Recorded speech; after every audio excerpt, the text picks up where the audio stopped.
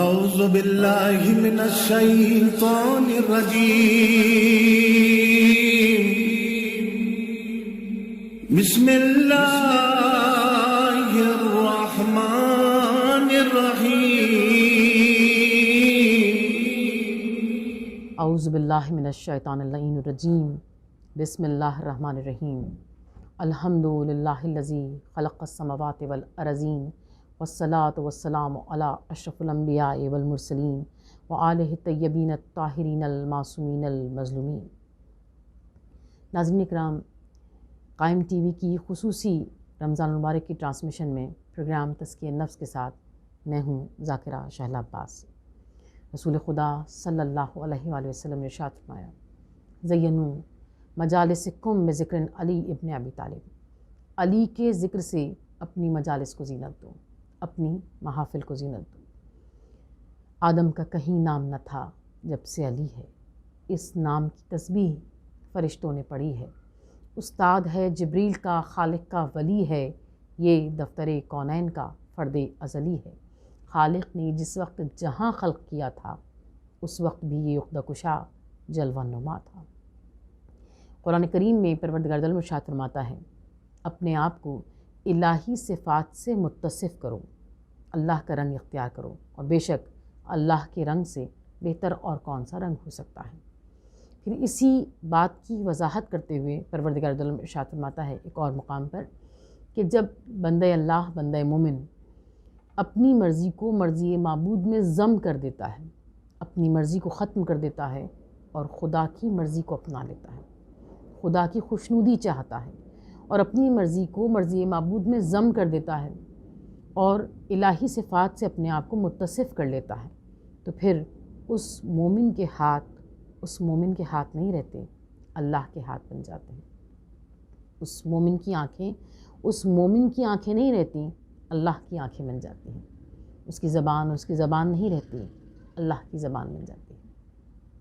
کیا کہنا اس ذات والا صفات کا کہ جب ایک مومن کو پروردگار عالم یہ بلندی عطا کر رہا ہے کہ جب مومن اپنے آپ کو الہی صفات سے متصف کر لیتا ہے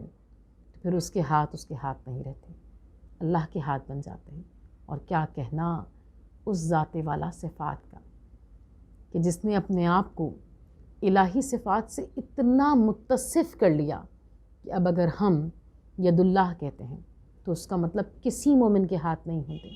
ید اللہ کا مطلب امیر المومنین علی ابن ابی طالب کے ہاتھ ہوتے ہیں۔ ہم لسان اللہ کہتے ہیں تو لسان اللہ کا مصداق مولا امیر المومنین علی ابن ابی طالب کی ذات والا صفات ہوتی ہے۔ اس لیے ایک عام مومن کے لیے خدا یہ ارشاد فرما رہا ہے، اور علی ابن ابی طالب وہ ہیں کہ جب رسول خدا صلی اللہ علیہ وسلم مجمع میں ہوتے ہیں تو آپ مولائے کائنات کو آتا ہوا دیکھ کر کہتے ہیں، السلام علیکہ یا امیر المومنین۔ اللہ اکبر، کیا مرتبہ ہے مولا امیر المومنین علیہ السلام کا۔ اور رسول خدا صلی اللہ علیہ وسلم کی حدیث کی آپ ارشاد فرماتے ہیں، النظر الی وجہ علی ابن ابی طالب عبادہ، علی کے چہرے کی طرف دیکھنا عبادت ہے۔ جب ہم غور کرتے ہیں کہ پروردگار عالم نے علی ابن ابی طالب کے چہرے کی طرف دیکھنے کو عبادت قرار دیا، یہ عبادت، یہ جملہ اللہ کے حبیب نے کسی نبی کے لیے نہیں کہا جو مولا امیر المومنین علیہ السلام کی شان میں رسول خدا صلی اللہ علیہ وآلہ وسلم نے کہا۔ اور ہم سب جو رسول کو رسول خدا، سردار انبیاء، محبوب خدا مانتے ہیں، وہ یہ بات جانتے ہیں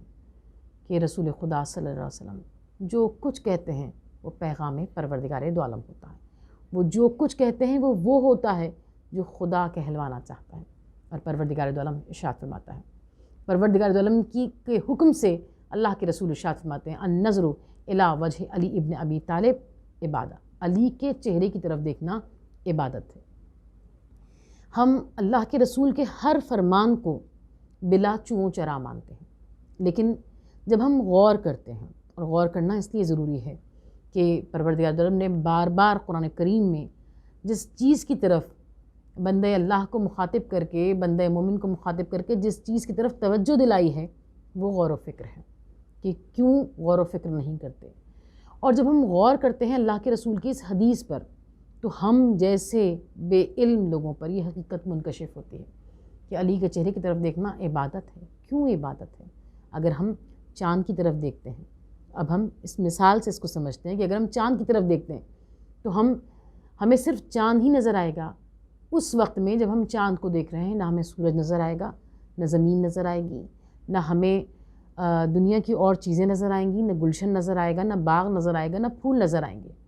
جب ہم پھول کی طرف دیکھتے ہیں تو ہمیں چاند سورج نظر نہیں آتے، جب ہم زمین کی طرف دیکھتے ہیں تو ہمیں آسمان نظر نہیں آتا۔ اس کا مطلب یہ ہے کہ علی ابن ابی طالب کے چہرے کے اندر وہ سب کچھ موجود ہے جو خدا ایک وقت میں ایک مومن کو جس کا دیدار کرانا چاہتا ہے، کہ پروردگار دو عالم کی جو بھی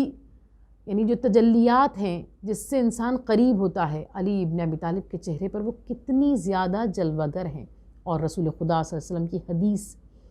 سے یہ بات واضح ہوتی ہے کہ اللہ کے رسول نے ارشاد فرمایا کہ جو کوئی اس بات کو دوست رکھے کہ وہ اسرافیل کو ان کی ہیبت میں، میکائیل کو ان کے مرتبے میں، جبرائیل کو ان کی بزرگی میں، آدم کو ان کے سلم میں، ابراہیم کو ان کی خدا دوستی میں، یعقوب کو ان کے حزن میں، یوسف کو ان کے حسن میں، موسیٰ کو ان کی مناجات میں، یونس کو ان کے ورع میں، عیسیٰ کو ان کی سنت میں، اور مجھے حبیب خدا محبوب خدا کو حسب کی بڑائی میں اور اخلاق کی بلندی میں۔ جو یہ سب کچھ ایک ساتھ دیکھنا چاہتا ہے اسے چاہیے کہ وہ روئے مبارک علی ابن ابی طالب کو دیکھے، اس لیے کہ پروردگار دو عالم نے پیغمبروں کی 90 خصلتوں کو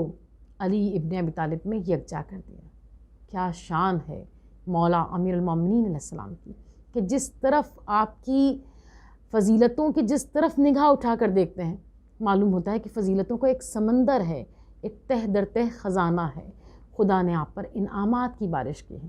علی ابن ابی طالب کے چہرے کی طرف دیکھنا عبادت ہے۔ جس کی عین حرم حق میں ولادت ہو جائے، جس کی عین حرم حق میں ولادت ہو جائے، کیوں نہ وہ قبلہ ارباب ادارت ہو جائے، اور اس کی خود اپنی عبادت کی ادا کیا ہوگی جس کے چہرے پہ نظر کرنا عبادت ہو جائے۔ اللہ کے رسول یہ بتا رہے ہیں کہ دیکھو اگر علی ابن ابی طالب کے چہرے کی طرف نگاہ کرو گے تو تمہیں کیا کچھ نظر آئے گا۔ کیا شان ہے میرے مولا امیر المومنین علیہ السلام کی، اور جو ان کے سچے پیروکار ہیں ان پر بھی ہمارا سلام ہو جنہوں نے اس ثواب سے ہم کو محروم نہیں ہونے دیا۔ یعنی ہم زمانی طور پر مکانی طور پر مولا سے دور ہیں، لیکن حضرت سلمان فارسی نے جب اس حدیث رسول کو سنا تو کہا کہ یا رسول اللہ جو اس وقت میں موجود ہیں وہ علی کے چہرے کی زیارت کر لیں گے اور ڈھیروں ڈھیر ثواب کما لیں گے، لیکن جو اس وقت میں موجود نہیں ہیں وہ کیسے علی ابن ابی طالب کے چہرے کا دیدار کر پائیں گے۔ ہمارا سلام ہو حضرت سلمان فارسی پر کہ جن کے اس سوال کے سبب سے رسول خدا صلی اللہ علیہ وسلم نے اس کو اور بلند کیا، اس ثواب کے دائرے کو اور بڑھایا، اور آپ نے فرمایا جو قریب نہیں ہیں، جو زیارت نہیں کر سکتے، وہ علی ابن ابی طالب کا ذکر کریں۔ علی کا ذکر دلوں کو تسکین بخشتا ہے، علی کا ذکر ایمان کو جلا بخشتا ہے، علی کے ذکر سے اپنی محافل اور اپنی مجالس کو زینت دیں۔ اور جس کے چہرے پہ نظر کرنا عبادت ہو اس کی عبادت کا انداز کیا ہوگا۔ اللہ اکبر۔ ہم یہ دیکھتے ہیں کہ رسول خدا صلی اللہ علیہ وسلم نے اس وقت میں جب مولائے کائنات علی ابن ابی طالب کے پائے اقدس میں تیر لگا، اور جب تیر نکالنے کا وقت آیا تو رسول خدا صلی اللہ علیہ وسلم نے ارشاد فرمایا کہ جب علی کے پیر سے تیر نکالنا چاہتے ہیں اور علی کانپ جاتے ہیں تو آپ ارشاد فرماتے ہیں کہ ابھی ٹھہر جاؤ، جب علی محو عبادت ہوں، جب علی مصلی عبادت پر ہوں، جب علی خدا کے حضور ہوں، اس وقت میں پیر سے تیر نکال لینا۔ اور جب اس وقت میں جب مولائے کائنات علی ابن ابی طالب علیہ السلام عبادت خدا میں مشغول ہے، اس وقت میں پیر سے تیر نکالا گیا اور مولائے کائنات کو مطلق خبر نہ ہوئی۔ اللہ اکبر۔ اس کی عبادتوں کے حال کو کوئی کیا بیان کر سکتا ہے کہ جس کی عبادتوں کے انداز کو جب امام زین العابدین علیہ السلام دیکھتے ہیں تو آپ اس صحیفے کی طرف دیکھتے ہیں، ان اوراق کی طرف دیکھتے ہیں جہاں مولا کائنات علی ابن ابی طالب کی عبادتوں کا حال لکھا ہے، تو آپ اسے چومتے ہیں اور عقیدت سے رو کر کہتے ہیں کس میں طاقت ہے کہ امیر المومنین علی ابن ابی طالب علیہ السلام میرے جد جیسی، میرے دادا جیسی عبادت کر سکیں۔ ان کی عبادت کے انداز کو کوئی جان ہی نہیں سکتا، یقیناً جس کے لیے اللہ کے رسول نے ارشاد فرمایا ضربت علی یوم الخندق افضل من عبادت الثقلین، علی کی ایک ضربت کائنات کی عبادت سے گراتا ہے۔ جس کی ایک ضربت، یعنی کسی چیز کو جب ہم کسی چیز سے کمپیئر کرتے ہیں تو ہم اسی چیز سے کرتے ہیں، یعنی شجاعت کو اگر کہ ہمیں کوئی مثل ڈھونڈنی ہے، شجاعت کی اگر کوئی مثال دینی ہے تو ہم شجاعت کی مثال شجاعت سے دیتے ہیں۔ لیکن مولا امیر المومنین علیہ السلام کی کیا انداز عبادت ہے، کیا آپ کا رتبہ ہے، کیا آپ کا کمال ہے کہ جب رسول خدا صلی اللہ علیہ وسلم آپ کی قصیدہ خوانی کرتے ہیں تو آپ ارشاد فرماتے ہیں ضربت علی یوم الخندق افضل من عبادت الثقلین، علی کی ایک ضربت کائنات کی عبادت سے گراتا ہے۔ اور عزیزان امام، جب مولا امیر المومنین اسلام کی عبادتوں کے حال کو یاد کرتے ہیں تو 19 ماہ رمضان کو امام کے اس آخری سجدے کو، اس آخری نماز کی طرف دل متوجہ ہو جاتا ہے۔ آج صبح وہ صبح قیامت ہو چکی کہ جب علی ابن ابی طالب محراب عبادت میں ہے، جب مولا امیر المومنین اسلام نماز فجر کو پڑھا رہے ہیں اور ایسے میں ابن ملجم شقی کی تلوار آپ کے سر پہ لگتی ہے، اور کیا رتبہ ہے امیر المومنین علی ابن ابی طالب علیہ السلام کا کہ اللہ اکبر، ہر فضیلت علی ابن ابی طالب کی متلاشی رہی ہے، لیکن مولا امیر المومنین اسلام نے کسی فضیلت کو خاطر میں نہیں لائے ہیں۔ لیکن جب آپ کے سر پہ ضربت لگی ہے اللہ اکبر، آپ کی ایک صدا بلند ہوئی۔ کوئی تاریخ، کوئی بغض رکھنے والا، کوئی منافق بھی یہ نہیں کہہ سکتا کہ کوئی صدائے درد بلند ہوئی ہو۔ جب مولا امیر المومنین اسلام کی سر پہ ضربت لگی ہے تو آپ کی ایک آواز بلند ہوئی، فزتو میں رب کعبہ، رب کعبہ کی قسم میں اپنے مقصد میں کامیاب ہو گیا۔ جیسے مولا امیر المومنین اسلام کی زندگی کا ہر گوشہ انسان کو خدا سے ملا دیتا ہے۔ آپ کی شہادت بندہ مومن کے دل میں یہ بات پیدا کرتی ہے کہ انسان کی بلندی یہ ہے کہ وہ اس کا خاتمہ ایمان پر ہو۔ انسان کی بلندی یہ ہے کہ وہ خدا کی بارگاہ میں اپنی جان کا نذرانہ پیش کرے۔ اور اللہ اکبر، جب آپ کی صدائے درد بلند ہوئی تو تاریخ نے لکھا کہ آپ اپنے دونوں ہاتھوں سے اپنے سر کو تھامے ہوئے تھے اور آپ کی کوہنیوں سے خون ٹپک رہا تھا۔ امام حسن علیہ السلام نے اپنے رومال سے بابا کا زخم سر باندھا اور پوچھا بابا کچھ درد میں افاقہ ہوا،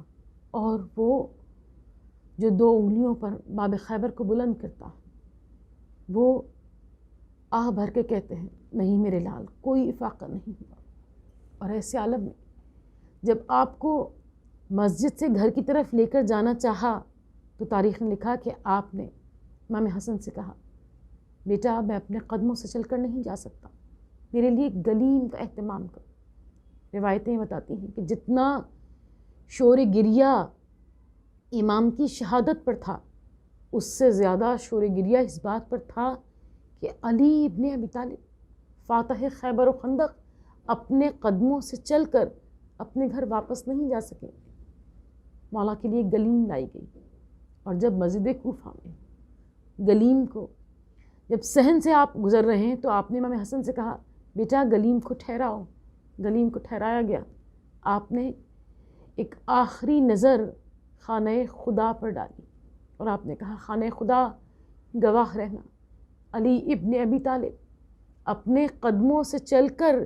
تجھ تک آیا تھا، اور علی ابن ابی طالب گلیم میں لیٹ کر جا رہا ہے۔ اور عزیزان امام، جب گلیم کو لے جا کر گھر کے قریب لے جایا گیا اور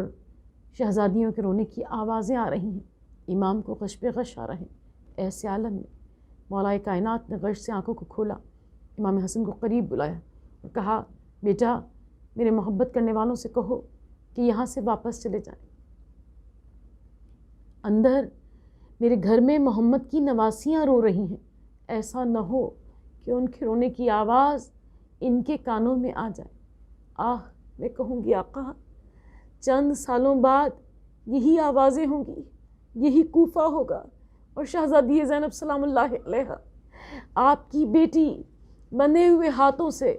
بازار کوفہ میں اور دربار کوفہ میں لائی جائیں گی۔ امیر المومنین، امیر المومنین۔ اعوذ باللہ من الشیطان الرجیم، بسم اللہ الرحمن الرحیم۔ رمضان رمضان یوں قائم ہے، رمضان رمضان رمضان یوں قائم ہے، رمضان